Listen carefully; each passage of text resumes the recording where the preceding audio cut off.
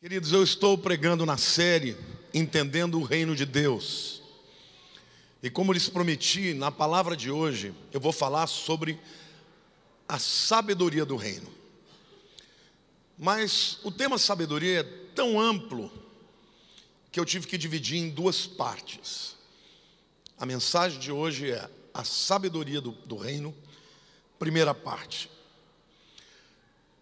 Você já se sentiu incapaz de resolver os problemas diários? Sim ou não? Já se sentiu confuso diante de decisões importantes?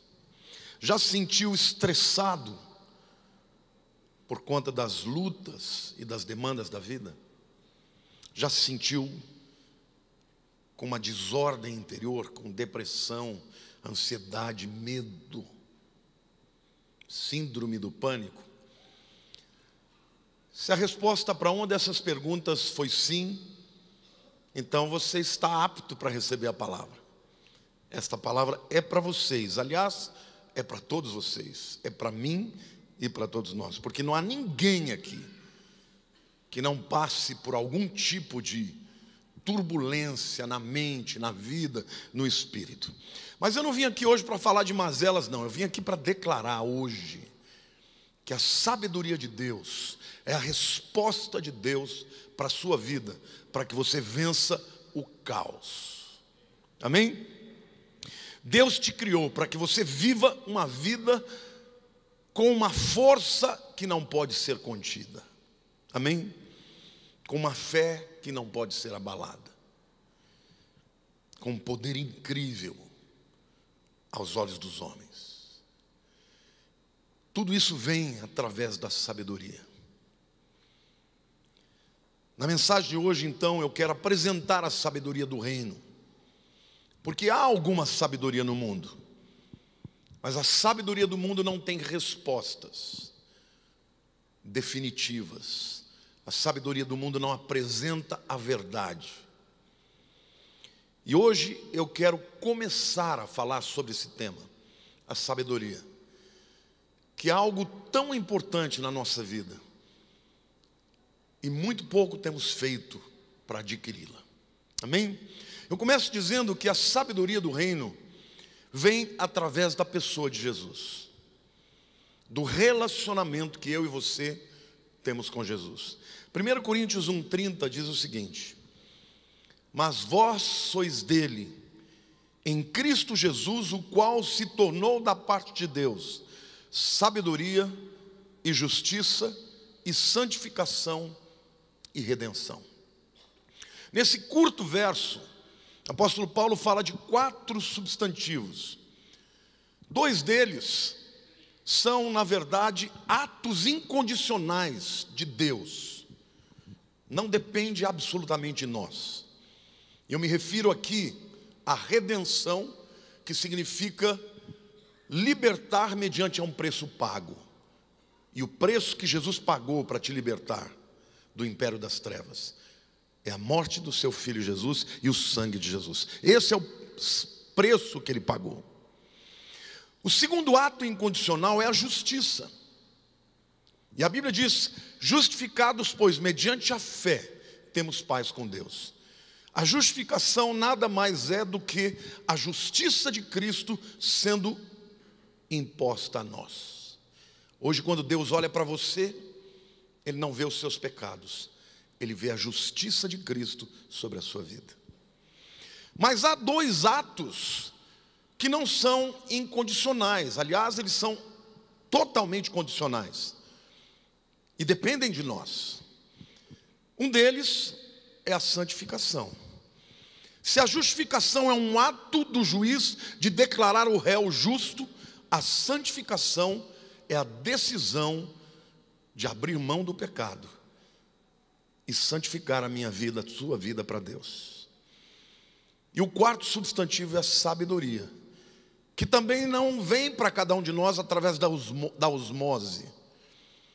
Você não vai deitar à noite, botar a Bíblia debaixo do travesseiro e dizer: Deus, eu preciso muito da tua sabedoria para decidir amanhã corretamente. Então, durante essa noite, passe a sabedoria da tua palavra para mim. Não corre dessa maneira. Mas tudo isso sejam os atos incondicionais de Deus, seja a nossa atitude paulatina, diária, processual, tudo isso nós encontraremos no relacionamento com Jesus. Então, o ponto de partida, assim como a garantia da chegada de uma vida de sabedoria, depende do seu relacionamento com Cristo. Amém? Glória a Deus. É através da sabedoria de Deus que nós encontraremos força, direção, discernimento, coragem para vencer as lutas da vida. A segunda verdade que eu quero apresentar sobre sabedoria é que a sabedoria do reino é superior ao conhecimento. As pessoas confundem sabedoria e conhecimento, são diferentes.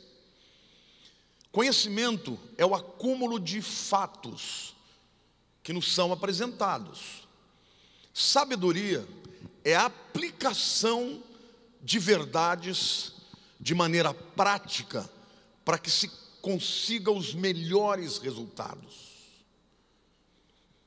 Por exemplo, quantos aqui sabem que o tomate não é um legume, mas é uma fruta? Isso é um conhecimento. Agora, a sabedoria é saber que tomate, apesar de fruta, não se coloca na salada de fruta, porque não combina. Sim ou não? A sabedoria faz com que a cozinheira ponha o tanto de sal, de maneira que a comida não vai ficar nem sonsa, nem salgada demais. A sabedoria é o conhecimento colocado em prática. Amém? Você e eu precisamos de sabedoria na vida. A sabedoria, portanto, é a habilidade de aplicar o conhecimento e alcançar o melhor resultado. A sabedoria vai proteger a tua mente do engano, da confusão, das escolhas erradas. Você precisa da sabedoria de Deus. A sabedoria também diz respeito à perspectiva. Imagine alguém numa estação de trem, parado observando os trens indo e chegando, as duas plataformas. O indivíduo pode passar lá a vida inteira olhando, que ele jamais vai entender o processo. Mas se alguém puder conduzi-lo até a sala de controle, onde ele vai ver o quadro eletrônico, mostrando o mapa de todos os trens, de onde eles vêm, para onde eles vão, qual é o horário deles, qual é o itinerário, onde eles param, essa pessoa, quando tiver uma perspectiva mais ampla de tudo aquilo, vai ter sabedoria do processo. Amém? Mas entenda uma coisa. Se você comparar a sua vida como esta observação de alguém na estação de trem, eu quero te dizer que Deus jamais vai te levar para a sala de controle e revelar tudo. O máximo que Ele vai te mostrar é apresentar aquele board lá, como é que chama aquele painel de controle, onde alguns horários vão estar saindo. Para que você adquira a sabedoria de Deus, você tem que estar sempre buscando a Ele, porque Ele terá sabedoria oportuna para aquele momento da tua vida, para aquela decisão da tua vida, para aquela luta que você está enfrentando. Deus não vai contar o fim da história. Ele vai permitir que você viva cada momento com fé na sua presença e em segurança. Amém? Glória a Deus. Então, gente, a sabedoria de Deus é muito importante. Nós, quando buscamos a sabedoria de Deus, a gente passa a ver a vida com uma perspectiva mais profunda. A gente enxerga mais ângulos. A gente conhece mais as vertentes da verdade. E quanto mais a gente busca a sabedoria de Deus, mais a gente vai ter. A terceira verdade que eu vejo neste tema é que a sabedoria do reino não vem automaticamente. Sabe, gente, a exemplo de tudo que é duradouro na vida, a sabedoria vem através de um processo. Tudo que dura na vida não acontece de maneira abrupta, rápida, passageira. Eu vou dar um exemplo para vocês do amor. Quantos aqui já ficaram apaixonados na vida? Aquela paixão louca assim, já ficaram? Você sabe que a paixão, ela é na verdade resultado de um coquetel de química no teu cérebro. Sabia disso? Sabia também que a paixão ela acaba? Na média, os neurologistas dizem que a paixão dura de 1 ano a 2 anos. Então, cuidado, não case simplesmente por paixão, porque senão, depois que acabar aquela química, a princesa encantada vai parecer uma bruaca. E aí vai ter que levar para o resto da vida. O que acontece no seu cérebro é o seguinte: quando você se apaixona, seu cérebro começa a secretar dopamina. Dopamina é a substância química que te dá foco, que te dá prazer. Então o indivíduo apaixonado, ele quer estar junto, ele fica obsessivo, ele fica compulsivo, ele quer de todo jeito estar perto da mulher amada. Ele diz: é para sempre. Lê do engano, não é para sempre. Além da dopamina, a paixão gera serotonina. E a serotonina é aquele sentimento de prazer. Por exemplo, sabe o que dá a serotonina, que secreta? Chocolate. Carboidratos também. Pizza, macarrão. Libera serotonina, você tem um sentimento de prazer. E é interessante porque a pessoa apaixonada, você não precisa obrigá-la a gastar tempo com a namorada, por exemplo. O camarada, ele não quer fazer outra coisa na vida. Enquanto a dopamina faz ele esquecer do resto e só pensar naquilo, a serotonina faz com que ele queira estar com o objeto amado o tempo inteiro. Não é isso? Mas tem um terceiro elemento, uma terceira substância, que é o cortisol. E o cortisol é o hormônio do estresse, da ansiedade. Por isso que quando o camarada chega perto da mulher apaixonada, ele treme, ele fica fissurado, ele não é normal. E o cortisol faz uma outra coisa também, irmãos. Ele faz com que você apresente algumas características de demência.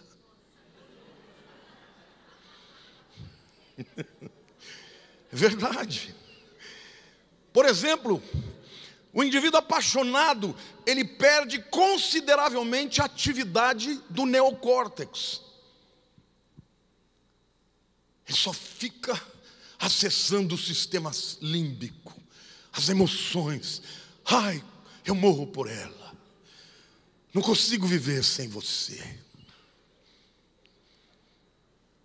Aí acaba isso. E ainda tem um quarto hormônio, que é a ocitocina, que é da ligação. Vou viver com você para sempre.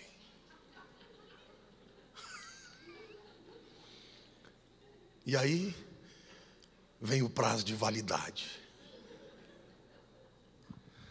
Sabe o que acontece quando acaba a paixão?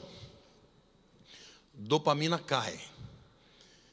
Aí ele já não tem tanto interesse de estar o tempo inteiro com ela. Serotonina cai.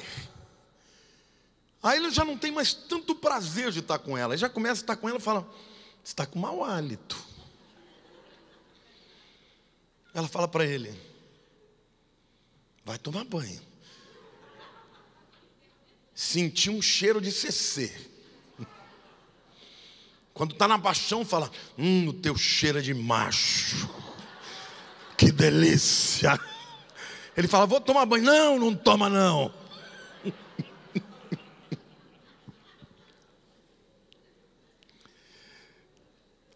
Mas cai a dopamina, cai a serotonina, e aí a partir daquele momento, para o relacionamento durar, você vai ter que decidir gastar tempo com ela, investir no relacionamento. Cai a ocitocina, e por isso que muita gente se separa quando acaba a paixão. Mas tem um hormônio que cai, que é muito importante: o cortisol. E portanto o estresse também diminui. E aí pessoas que escolheram não por conta da paixão, mas porque seguiram a sabedoria de Deus, vão começar a desenvolver um relacionamento do amor, do companheirismo. E nesta fase do amor, irmãos, uma coisa acontece: a ocitocina permanece, o relacionamento fica mais forte. Outra coisa acontece: o cortisol cai, e portanto, ao invés do estresse, você começa a ter aquele sentimento de pertencimento, aquele sentimento de felicidade de estar com aquela pessoa. E os neurologistas dizem que ao longo do tempo, casais que ficam juntos, eles passam a ter uma interdependência emocional um com o outro. Eu tenho isso com a minha mulher. E essa é a razão porque quando casais desenvolvem esse relacionamento consistente, que não é mais baseado somente na paixão, quando um morre, frequentemente o outro morre logo em seguida, porque eles estão tão ligados um ao outro que isso acontece. Se você fosse escolher, jovem, moça bonita, que tem sonhos do príncipe encantado, você queria casar pela paixão ou casar com alguém que esteja disposto a investir num relacionamento para a vida inteira? Como tudo na vida, aquilo que tem consistência dura mais. A sabedoria, portanto, ela precisa de consistência. Por quê? Porque a palavra de Deus nos mostra que você não vai receber a sabedoria num ato instantâneo de Deus. Você vai ter que construir uma vida de busca à sabedoria. Eu quero ler dois textos aqui para vocês. Tiago, capítulo 1, versículo 5, e Provérbios 1, 5, 6. Tiago 1, 5 diz assim: se porém algum de vós necessita de sabedoria, peça a Deus, que a todos dá liberalmente, e nada lhes impropera, e ser-lhe-á concedido. Pode orar por sabedoria, porque Deus quer te dar. É de graça. Mas, como é que a sabedoria virá? Virá num processo. Provérbios 1, 5, 6 diz assim: ouça o sábio e cresça em prudência. E o instruído adquira habilidade para entender provérbios e parábolas, as palavras e enigmas dos sábios. Aqui nesse verso, nesses dois versos, nós temos aqui algumas verdades importantes sobre a sabedoria. A primeira verdade que o texto de Provérbios diz é que a sabedoria vem pelo ouvir. Diga ouvir. Não é ouvir uma vez, é ouvir sempre. Tanto para o lado bom quanto para o lado ruim. Vocês querem ver? A Bíblia diz: a fé vem pelo ouvir, e o ouvir da palavra de Deus. De nada adianta você vir um domingo e nunca mais vir. Quanto mais você ouve da palavra, mais você crê, mais você é transformado por ela. Amém? Mas a Bíblia também diz que o Espírito expressamente diz que nos últimos dias muitos apostatarão da fé, dando o quê? Ouvidos a espíritos enganadores e a doutrinas de demônios. A Bíblia está dizendo que a sabedoria vem pelo ouvir. Toma cuidado com o que você ouve. Toma cuidado com quem você anda. Toma cuidado com quem você escolhe para ser mentor da sua vida, para ouvir conselhos dessa vida. Porque se essa pessoa for uma pessoa sábia, que te ensina a palavra de Deus, você crescerá em sabedoria. Se essa pessoa for um enviado do inferno, você pode até se desviar.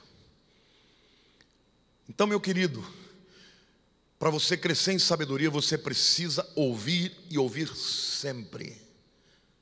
Essa é a razão porque a igreja é tão importante. Uma pessoa que vive, que cresce e passa a vida ouvindo a palavra de Deus na igreja, é uma pessoa que quando o engano chega, não lhe pega de surpresa, porque ela já está absolutamente blindada com a palavra de Deus. Amém ou não? Você já viu aquele tipo de engano que alguém vem e fala, e lá no fundo de você toca um sino e fala, tem alguma coisa errada aqui? É a sabedoria que foi saturando a tua mente. Agora, uma pessoa neófita, ela cai em qualquer negócio. Sabedoria precisa de que o sábio ouça. A sabedoria gera sabedoria para quem ouve, e aquele que ouve é sábio. Amém? Segunda verdade que a gente vê nesse texto sobre a sabedoria é que ela vem num processo. E o texto diz, cresça em prudência. Quanto tempo demora para uma criança chegar à idade plena? Desde que ela nasceu?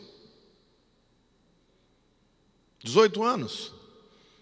Alguns um pouco mais, 20 anos, 21 anos. Eu estou com um netinho de 1 ano. Eu queria que ele crescesse logo. Mas ao mesmo tempo eu não queria que ele crescesse tanto. Mas para que alguém chegue à plenitude, demora uma vida inteira. Amém? Aprenda uma coisa.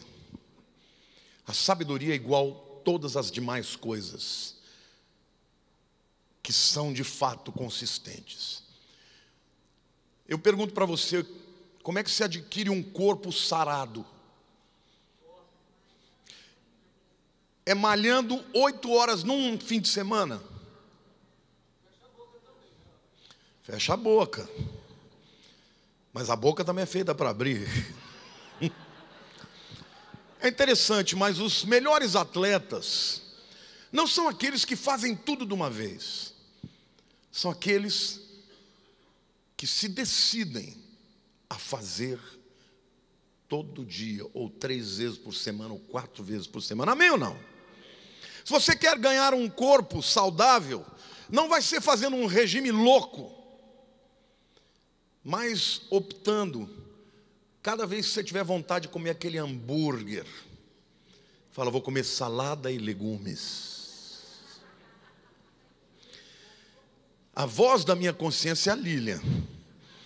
Chega à noite assim, fala, meu amor, pega um suquinho de uva para mim, integral. Ela fala, não, vou te dar água. Água é melhor. Tá bom, me traz água. Espreme um limãozinho. Quem é mais sábio? Aquela pessoa que deixa para estudar 8 horas um dia antes da prova, ou aquele que estuda todo dia um pouquinho? Todo dia um pouquinho. Repita comigo. A sabedoria e a prudência só crescem através de pequenos atos reiterados e diários. Amém? Um casamento feliz, pleno, abundante, sólido, não vem pela paixão, vem pelas decisões de cada dia do marido e da mulher, de um honrar o outro, de respeitar o outro. Amém? Isso leva tempo. Eu estou dizendo isso, queridos, porque a vida cristã é assim. Tem muita gente que se converte. Existem pessoas que são inteligentes, capazes, que falam bem. E algumas pessoas aparentemente já estão prontas para serem mestres, mas na verdade a vida delas é uma vida que está despreparada, são neófitos. Ainda não viveram suficientemente para ter aquele casco, serem cascudas contra as investidas do diabo, amém ou não? Então a sabedoria pode ser comparada a uma maratona e nunca a uma corrida de 100 metros rasos. Ela vem pelo crescimento. Por isso que a Bíblia fala: cresça o sábio. É um processo em prudência. Em terceiro lugar, a Bíblia diz que a sabedoria precisa ser adquirida. Tem coisas na vida cristã que você recebeu de graça. Salvação, diga de graça. Amém? Diga o Espírito Santo, de graça. Diga sabedoria, custa caro. Por isso que fala que você tem que comprar. Custa o quê, meu irmão? Custa tempo. Você já viu algum instrumentista tocando bem? Existe até aquela lei das 10.000 horas, né? Diz que toda pessoa que se dedica a algo, com 10.000 horas chegou no nível da proficiência. A sabedoria só se adquire através do tempo. Custa a sua prioridade. Qual é o lugar de prioridade da sabedoria na sua vida? Por exemplo, você lê a Bíblia todo dia? Quantos aqui leem, sinceramente, quantos aqui leem a Bíblia todos os dias? Vocês já são sábios. Porque o maior conteúdo de sabedoria do mundo está na Bíblia. E sabe, gente, eu comecei esse mês um desafio de sabedoria que eu quero te desafiar. Existem 2 livros na Bíblia que são chamados de literatura de sabedoria: Salmos e Provérbios. Salmos nos ensinam, por exemplo, a nos relacionarmos com Deus. E Provérbios nos ensina a nos relacionarmos uns com os outros. Todo tipo de gente, todo tipo de situação, ali tem uma resposta. O que fazer quando você lida com pessoas diferentes? São 150 salmos e 31 capítulos de Provérbios. Então, se você quer ler estes 2 livros, num mês você tem que ler 5 capítulos de Salmo e 1 capítulo de Provérbios. Eu estou fazendo este mês, todos os dias isso. Quantos estão dispostos a fazer esse desafio de sabedoria comigo? Se você fizer 5 salmos e 1 provérbio, você vai chegar no final do mês e vai ter lido os 2 livros da Bíblia sobre sabedoria. Amém? A quarta verdade a respeito de sabedoria, e aqui eu quero que você preste atenção: há promessas de Deus que só são recebidas por aqueles que buscam a sabedoria. Provérbios capítulo 3, de 13 a 26 diz o seguinte: feliz o homem que acha a sabedoria, diga feliz, e o homem que adquire conhecimento, porque melhor é o lucro que ela dá do que o da prata, e melhor a sua renda do que o ouro mais fino. Mais preciosa é do que pérolas, e tudo que podes desejar não é comparável a ela. O alongar-se da vida está na sua mão direita, diga vida longa. Na sua esquerda riquezas e honra, diga riquezas e honra. Os seus caminhos são caminhos deliciosos, e todas as suas veredas paz, diga paz. É árvore de vida para os que a alcançam, e felizes são todos os que a retêm, diga retém. O Senhor com sabedoria fundou a terra, com inteligência estabeleceu os céus. Pelo seu conhecimento os abismos se rompem, e as nuvens destilam orvalho. Filho meu, não se apartem estas coisas dos teus olhos. Guarda, diga guarda, a verdadeira sabedoria e o bom siso, porque serão vida para a tua alma, diga vida, e adorno ao teu pescoço. Então andarás seguro no teu caminho, diga seguro, e não tropeçará o teu pé. Quando te deitares, não temerás, deitar-te-ás e o teu sono será suave.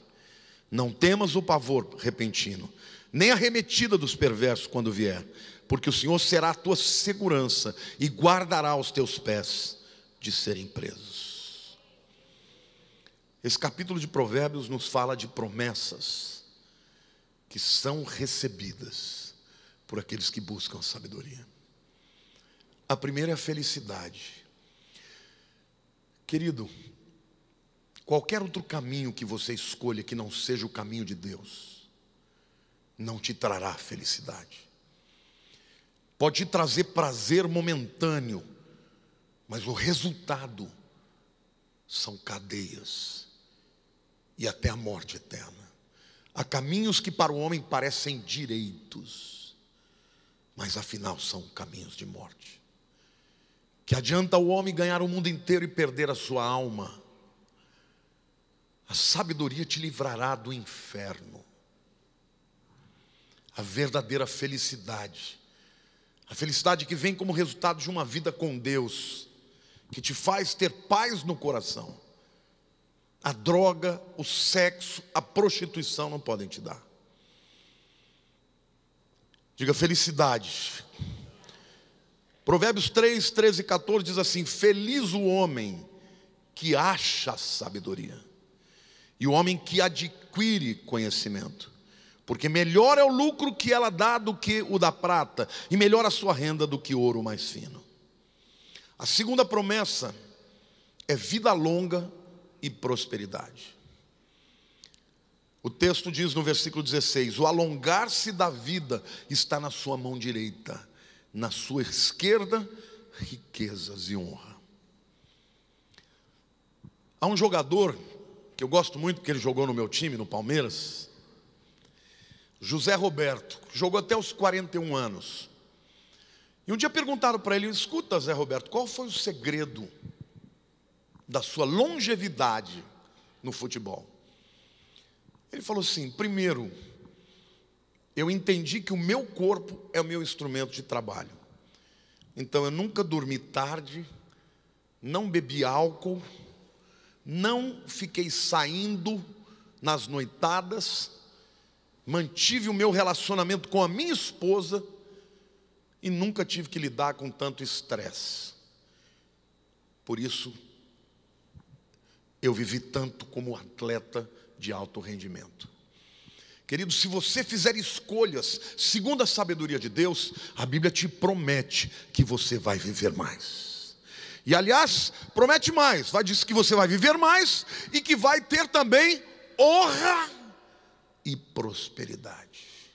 Queridos, conhecimento é poder, mas conhecimento aplicado traz honra e riquezas.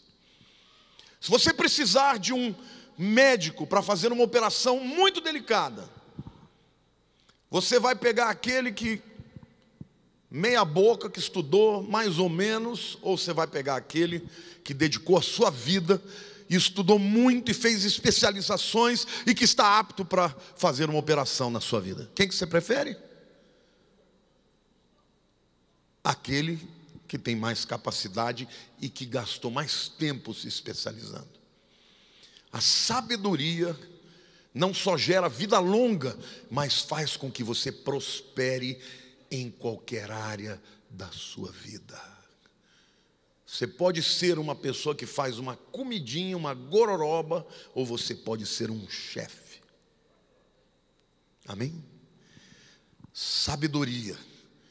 Quem busca sabedoria tem vida longa e prosperidade.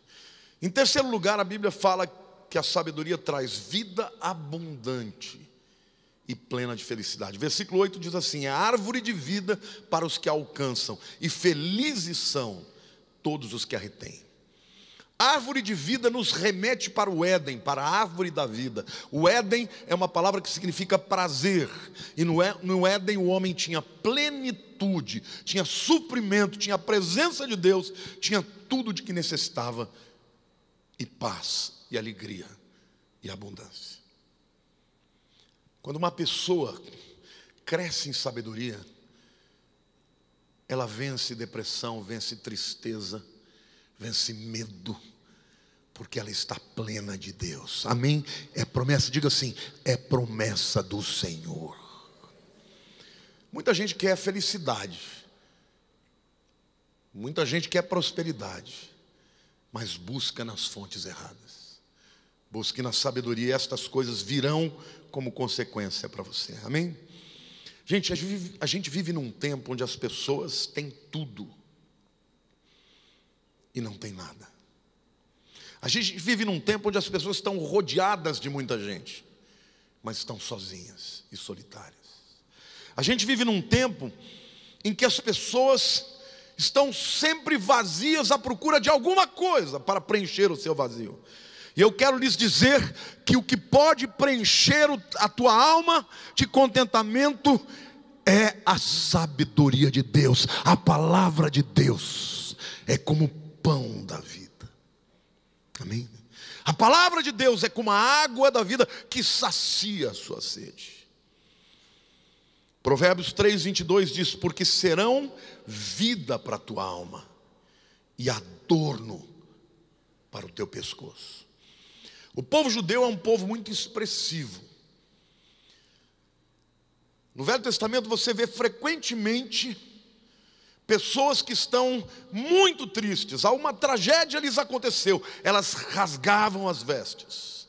Ou então vestiam panos de saco, jogavam cinzas na cabeça, ficavam em praças públicas para que todos que passassem sentissem como está a sua alma. Mas também o povo judeu se expressava com alegria. O livro de Esther, por exemplo, conta a história do amalequita Amã, que era primeiro-ministro da Síria e que quis exterminar o povo judeu. Se você já leu a história, sabe que Deus dá a vitória através de uma jovem bela chamada Radassa, que se chama de Esther, para não se revelar como judia, num tempo de antissemitismo e perseguição. No final, quando Deus reverte aquela situação, e o povo judeu pode lutar para poder vencer o decreto que havia sido estabelecido contra eles. E na vitória do povo de Deus, Deus fala assim: agora, esta data, vocês vão celebrar. Diga celebrar. E Deus fala: vocês sempre, em todos os anos, que se reunirem, vão festejar. E Deus mandou para que eles se vestissem com roupas coloridas, com turbantes, e expressassem a sua alegria. Até hoje, quando você vai a uma sinagoga, na festa do Purim, se você chegar lá desavisado, você vai ficar escandalizado, porque a turma celebra mesmo. Dizem algumas más línguas que até encher a cara eles enchem. Leem o livro de Esther.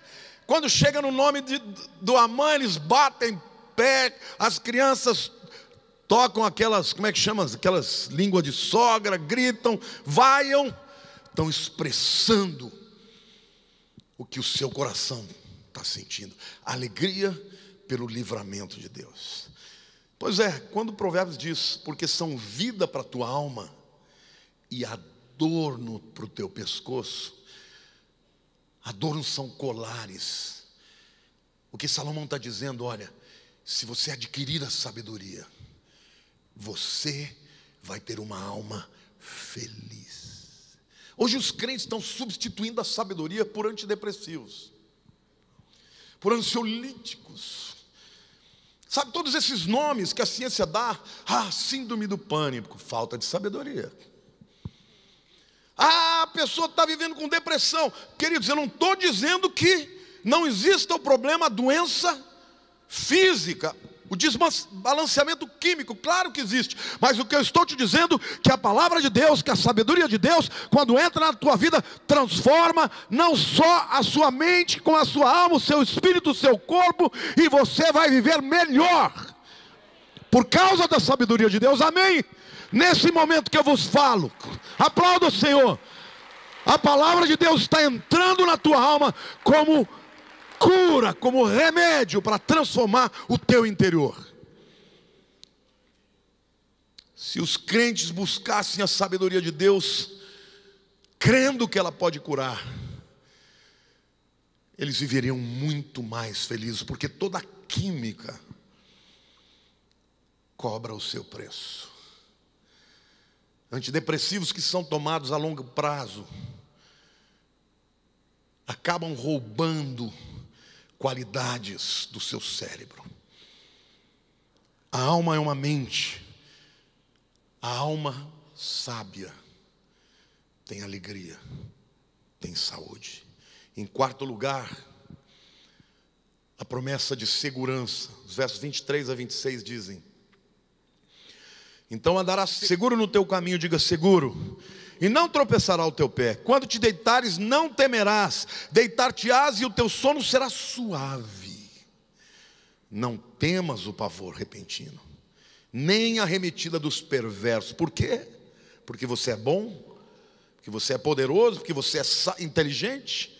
Não, porque o Senhor, Yahweh, será a tua segurança e guardará os teus pés de serem presos. Quem anda em sabedoria não cai em cilada, não pisa em mina que vai explodir. Caminha seguro sem tropeço, dorme sem esquentar moringa, porque Deus cuida dele. Tranquilidade. Virão os inimigos e os ataques dos adversários, mas o Senhor é com ele. Amém? Como adquirir sabedoria? Entenda uma coisa: sabedoria não diz tanto respeito a fazer, mas ser. Diga assim: sabedoria é mais ser do que fazer. Não diz respeito a atividades, mas a atitudes. E a palavra de Deus fala de 4 atitudes que você precisa ter para ter sabedoria, para comprar a sabedoria. A primeira é humildade. Provérbios 1,7 diz: o temor do Senhor é o princípio do saber, mas os loucos desprezam a sabedoria e o ensino. Tem 2 jeitos de você adquirir sabedoria. O primeiro é observando a pessoa de Jesus. Filipenses 2 diz: tem de vós o mesmo sentimento que houve em Cristo Jesus, que sendo em forma de Deus, não usurpou ser igual a Deus. Antes a si mesmo se esvaziou, tornando-se homem, e como homem se tornou servo, e como servo foi até a morte de cruz.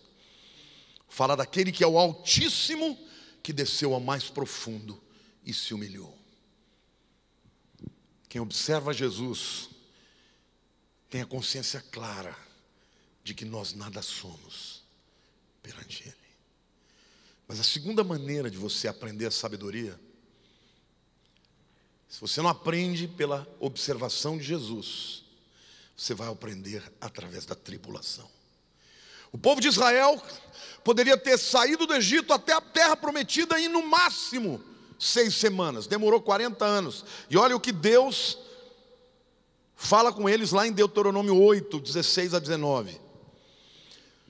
Que no deserto te sustentou com um maná que teus pais não conheciam, para te humilhar.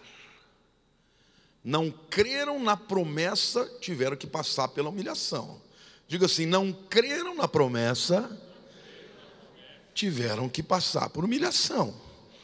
E para te provar e afinal te fazer o bem, não digas pois no teu coração: a minha força e o poder do meu braço me adquiriram essas riquezas. Antes te lembrará do Senhor teu Deus, porque Ele é o que te dá força para adquirires riquezas, para confirmar a sua aliança que sob juramento prometeu aos seus pais, como hoje se vê. Se te esqueceres do Senhor teu Deus e andares após outros deuses e os servires e os adorares, protesto hoje contra vós outros, que perecereis. Ou você vai escolher o caminho de Deus, por observar Jesus e andar nos seus caminhos. Aquele que me ama, diz Jesus, guarda os meus mandamentos. Ou, meu querido, se prepara para a provação. E Deus está dizendo: eu protesto. Não precisava ser assim. Mas vocês não creram. E por isso eu tive que humilhar vocês. O que você prefere? Humilhar a si mesmo, reconhecendo diante de Deus que você precisa dEle? Ou você quer que Ele trate da sua vida? Você pode estar no alto da vida financeira, meu querido, mas quando Deus quer tratar, se o teu Deus for o dinheiro, Ele vai tirar o seu dinheiro. Então, a primeira atitude para se ter sabedoria é a humildade. A segunda é uma alma faminta. Existem necessidades fisiológicas, como fome, como sede. E quando a gente tem fome e sede, a gente busca com avidez encontrar a fonte do alimento ou a fonte de água. Você precisa ter sede de Deus e da sabedoria. Assim como a corça suspira pelas águas, a minha alma tem sede de ti, Senhor. Você está me entendendo? A vida cristã, uma vida de sabedoria, não se adquire sem custo. A salvação de graça, sim, mas uma vida de crescimento espiritual tem preço. E o preço que Deus espera é que você o ame em primeiro lugar, que você o busque em primeiro lugar, que Ele assuma prioridade na tua vida, e aí então você vai ter sabedoria, e todas as bênçãos citadas farão parte da sua história. Amém? Em terceiro lugar, um coração que ouve. Interessante, né? Tem todo tipo de curso na internet, presencial, para a pessoa aprender a falar. Aprenda a falar em público. Eu nunca vi um curso, aprenda a ouvir. Acho que nunca teve, porque se tivesse, ninguém ia lá. Mas aqui vocês estão aprendendo. No ano de 1944, o presidente Franklin Roosevelt se elegeu para o 4º mandato nos Estados Unidos. Mas 3 meses depois, ele morreu de um derrame cerebral violento. E aí assumiu seu vice, o Harry Truman. E ele não tinha ideia do que ele ia enfrentar. E uma das coisas que ele teve que enfrentar é que ele descobriu que havia uma bomba atômica que tinha sido desenvolvida. E aquilo era tão secreto que só o presidente e a cúpula do exército sabia. Assim que ele assumiu a presidência, ele teve que decidir o que fazer com aquela bomba. E no dia do seu discurso inaugural diante do Congresso americano, ele fala o seguinte: nesse momento eu tenho desejo de orar.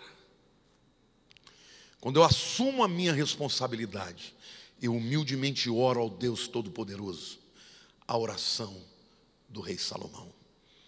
E aí ele lê 1 Reis 3:9, que diz o seguinte: dá pois ao teu servo coração compreensivo, para julgar o teu povo, para que prudentemente discirna entre o bem e o mal, pois quem poderia julgar a esse grande povo?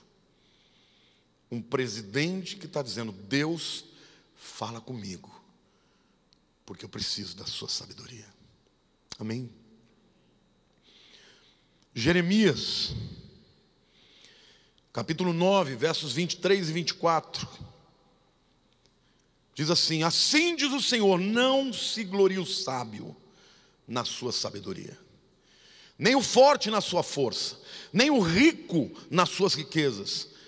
Mas o que se gloriar, glorie-se nisto, em me conhecer e saber que eu sou o Senhor e faço misericórdia, diga misericórdia, juízo e justiça na terra, porque destas coisas me agrado, diz o Senhor. Sabe, querido, você precisa desesperadamente da sabedoria. Talvez você não saiba. Tem muitos cristãos sofrendo de anorexia espiritual. A anorexia é uma doença que a pessoa morre de inanição porque não tem vontade de comer, ainda que precise comer. E tem muita gente morrendo para a eternidade, porque precisa de Deus e da sabedoria de Deus, e não sente necessidade. Mas hoje a palavra de Deus é sal, para criar sede e fome, porque o alimento que não tem a sal é insonso. E agora, quando eu prego a você sobre a sabedoria de Deus, eu declaro e profetizo que esta palavra é sal, e vai gerar sede da sabedoria de Deus, assim como fome da palavra de Deus. Amém? Glória a Deus. Você pode aplaudir o Senhor e dizer: eu creio.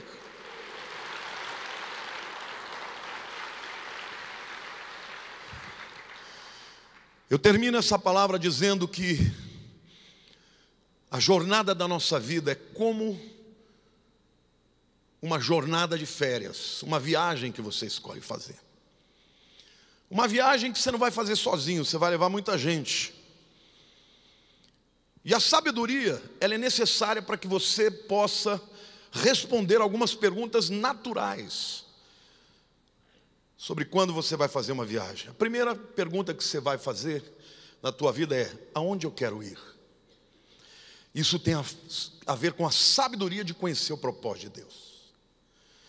A segunda pergunta que você vai fazer: até onde eu posso ir?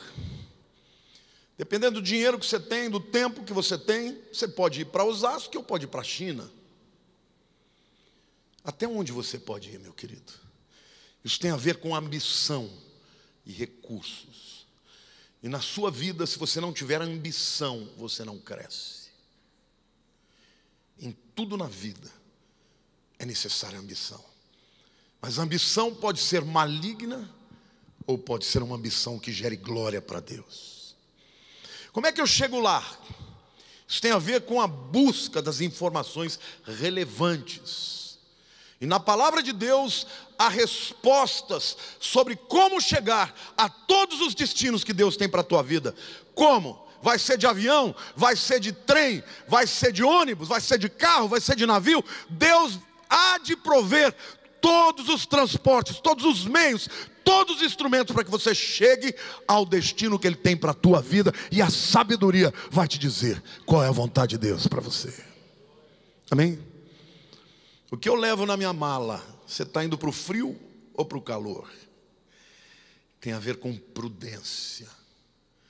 A sabedoria vai te ensinar o que você deve deixar de fora na tua mala, para que você não tenha que carregar peso.